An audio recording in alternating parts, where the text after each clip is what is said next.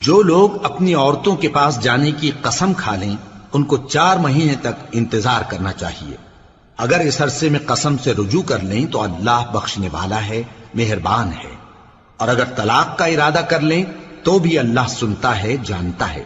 اور طلاق والی عورتیں 3 حیض تک اپنے تئیں روکے رہیں، اور اگر وہ اللہ اور روز قیامت پر ایمان رکھتی ہیں تو ان کو جائز نہیں کہ اللہ نے جو کچھ ان کے شکم میں پیدا کیا ہے اس کو چھپائیں۔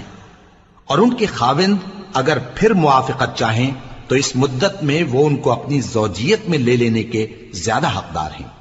اور عورتوں کا حق مردوں پر ویسا ہی ہے جیسے دستور کے مطابق مردوں کا حق عورتوں پر ہے، البتہ مردوں کو عورتوں پر 1 درجہ فضیلت ہے، اور اللہ غالب ہے، صاحب حکمت ہے۔ طلاق صرف 2 بار ہے، یعنی جب 2 دفعہ طلاق دے دی جائے تو پھر عورتوں کو یا تو بطریق شائستہ نکاح میں رہنے دینا ہے یا بھلائی کے ساتھ چھوڑ دینا۔ اور یہ جائز نہیں کہ جو مہر تم ان کو دے چکے ہو اس میں سے کچھ واپس لے لو۔ ہاں، اگر زن و شوہر کو خوف ہو کہ وہ اللہ کی حدوں کو قائم نہیں رکھ سکیں گے تو اگر عورت خاوند کے ہاتھ سے رہائی پانے کے بدلے میں کچھ دے ڈالے تو دونوں پر کچھ گناہ نہیں۔ یہ اللہ کی مقرر کی ہوئی حدیں ہیں، ان سے باہر نہ نکلنا، اور جو لوگ اللہ کی حدوں سے باہر نکل جائیں گے وہ گناہگار ہوں گے۔ پھر اگر شوہر 2 طلاقوں کے بعد تیسری طلاق عورت کو دے دے تو اس کے بعد جب تک عورت کسی دوسرے شخص سے نکاح نہ کر لے اس پہلے شوہر پر حلال نہ ہوگی۔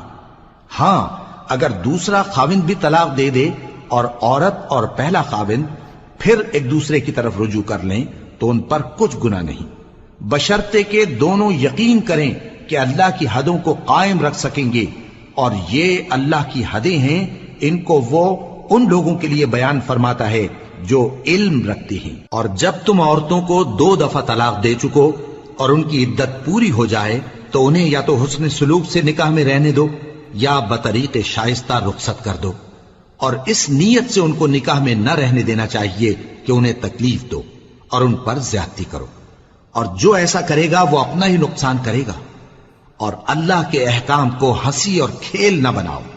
اور اللہ نے تم کو جو نعمتیں بخشی ہیں اور تم پر جو کتاب اور دانائی کی باتیں نازل کی ہیں جن سے وہ تمہیں نصیحت فرماتا ہے ان کو یاد کرو، اور اللہ سے ڈرتے رہو، اور جان رکھو کہ اللہ ہر چیز سے واقف ہے۔ اور جب تم عورتوں کو طلاق دے چکو اور ان کی عدت پوری ہو جائے تو ان کو اپنے شوہروں کے ساتھ جب وہ آپس میں جائز طور پر راضی ہو جائیں نکاح کرنے سے مت روکو۔